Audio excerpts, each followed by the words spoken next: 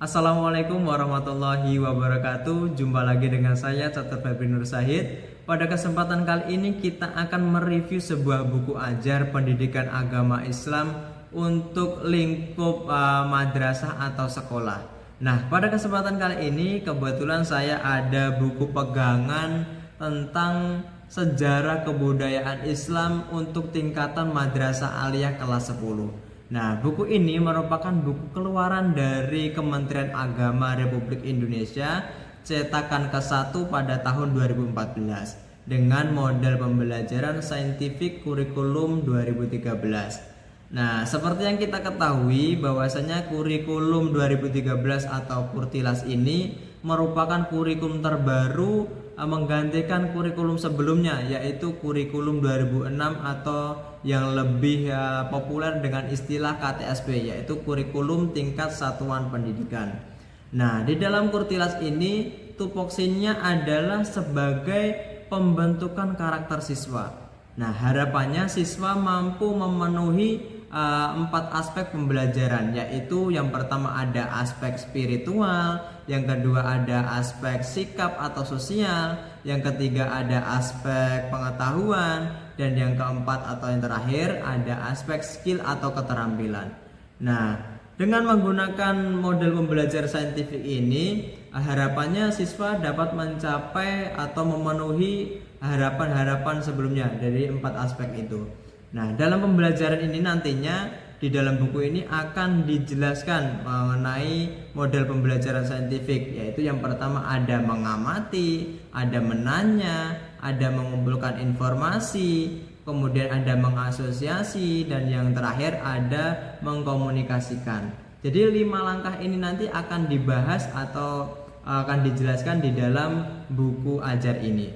Nah, buku ajar ini merupakan buku pegangan untuk siswa ya, untuk periode 1 tahun pembelajaran. Artinya buku ini digunakan untuk 2 semester. Nah, di dalam buku ini terdapat 5 bab pembahasan. Yang 3 bab pertama akan digunakan untuk 1 semester awal, semester ganjil. 2 bab selanjutnya akan digunakan untuk semester genap. Nah, bab pertama nantinya akan dipaparkan mengenai tentang peradaban bangsa Arab sebelum datangnya agama Islam. Nah, yang kedua ada perkembangan dakwah Nabi Muhammad SAW periode Makkah. Yang ketiga nantinya ada perkembangan dakwah Nabi Muhammad SAW periode Madinah.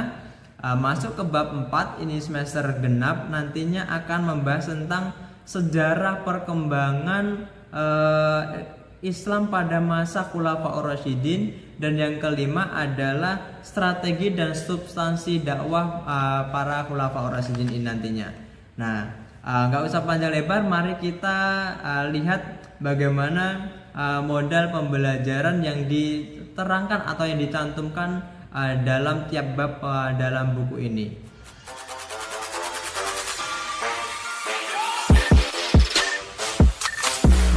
Pembahasan pertama yaitu mengenai peradaban bangsa Arab sebelum Islam.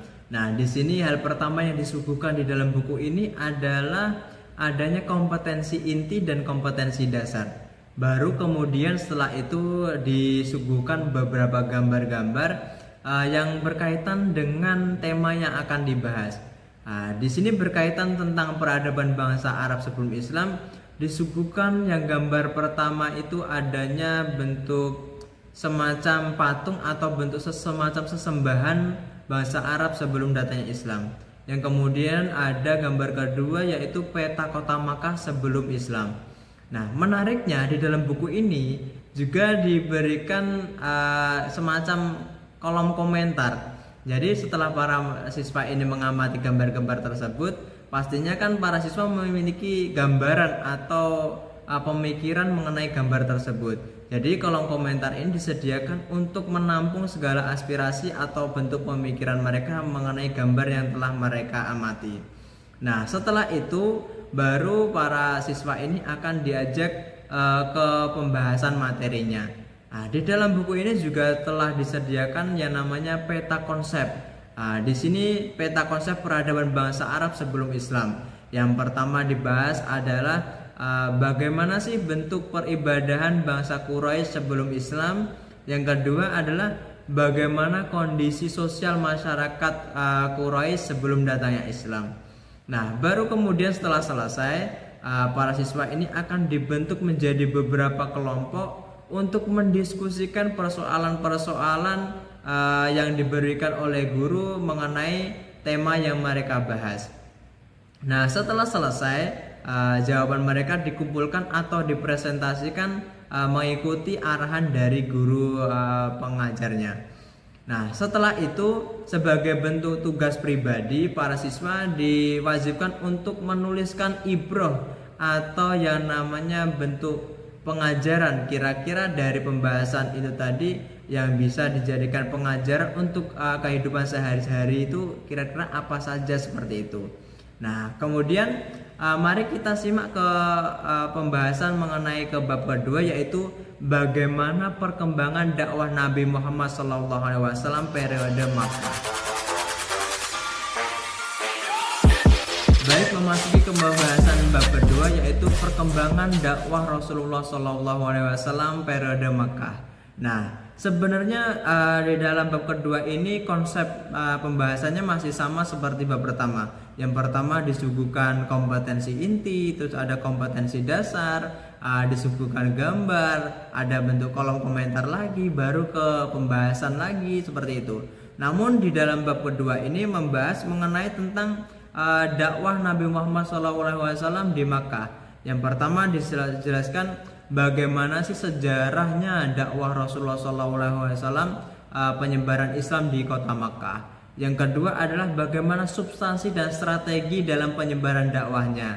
Yang ketiga ada yang namanya apa saja sih kesulitan-kesulitan Rasulullah SAW dan para sahabat dalam menyebarkan agama Islam di Makkah. Nah, setelah itu juga para siswa juga akan dibentuk lagi kelompok-kelompok lagi untuk berdiskusi lagi, kemudian untuk mengambil ibrohnya, ya kurang lebih seperti itu. Nah, untuk selanjutnya adalah memasuki ke pembahasan bab yang ketiga.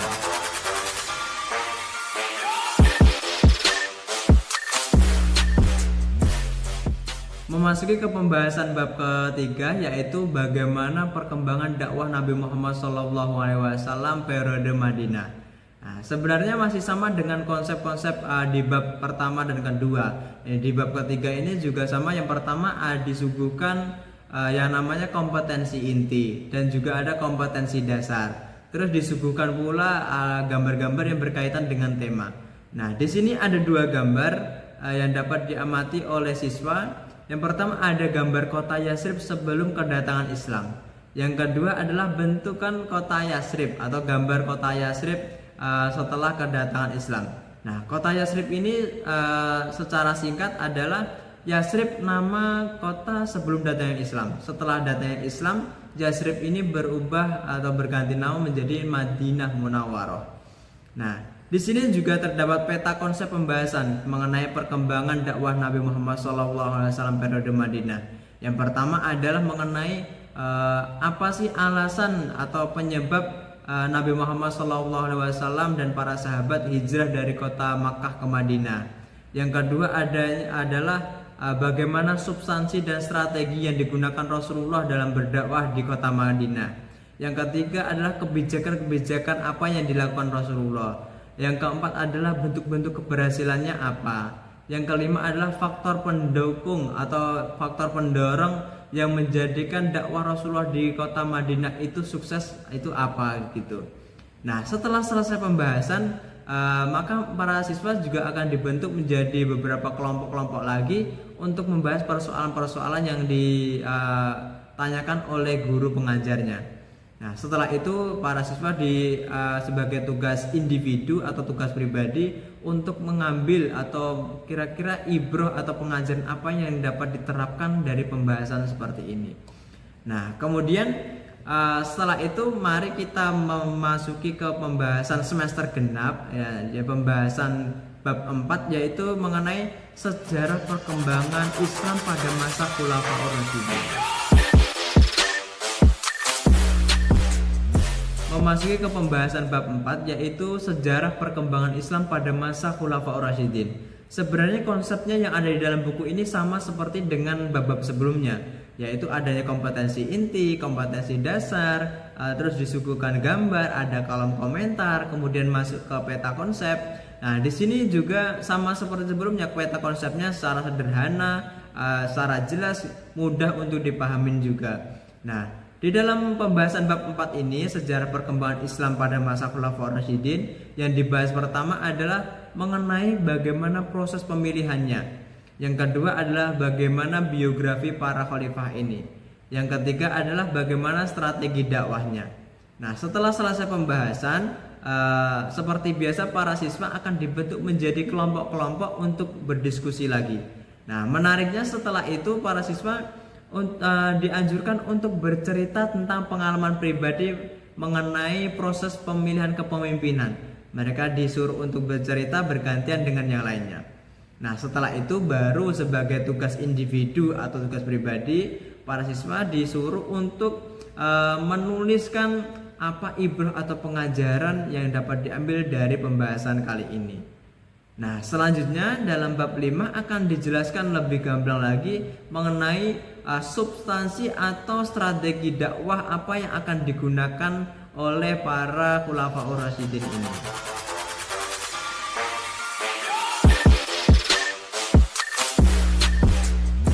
Memasuki ke pembahasan bab kelima atau bab terakhir dari buku ini, yakni membahas tentang substansi atau strategi dakwah yang diterapkan oleh masing-masing khalifah.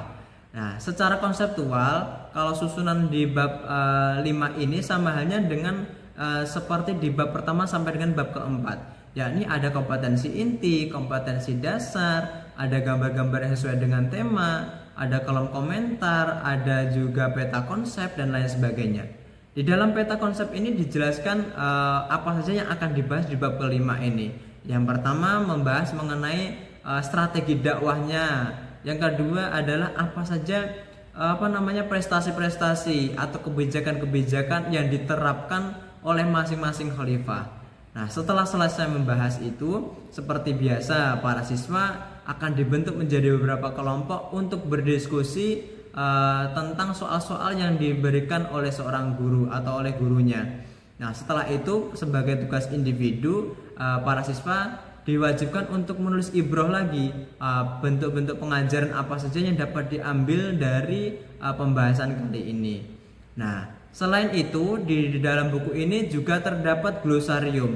Jadi apabila ada teman-teman dari pembaca semuanya ada kosakata yang belum dipahamin, bisa dibuka di halaman terakhir. Di situ ada kosakata atau glosarium yang dapat membantu teman-teman semuanya ketika ada yang belum dipahami. Demikian review dari saya dari bab pertama sampai dengan bab kelima. Menurut saya pribadi sih buku ini sudah sangat bagus ya. Akan tetapi jikalau buku ini dijadikan buku pokok atau buku utama dalam suatu pengajaran, menurut saya sih kurang kompeten buku ini. Kenapa demikian? Karena di dalamnya dalam menjelaskan materinya hanya sebatas garis besarnya saja.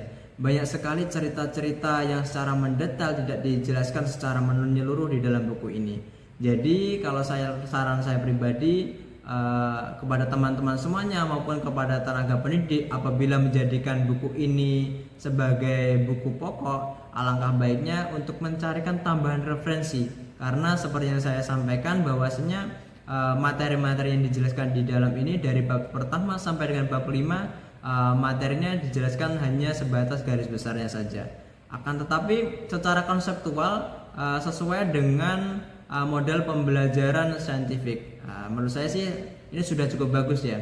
Jadi demikian yang dapat saya sampaikan review dari saya. Ada kurang lebihnya saya mohon maaf. Wallahul muwaffiq ila aqwamit thoriq. Wassalamualaikum warahmatullahi wabarakatuh.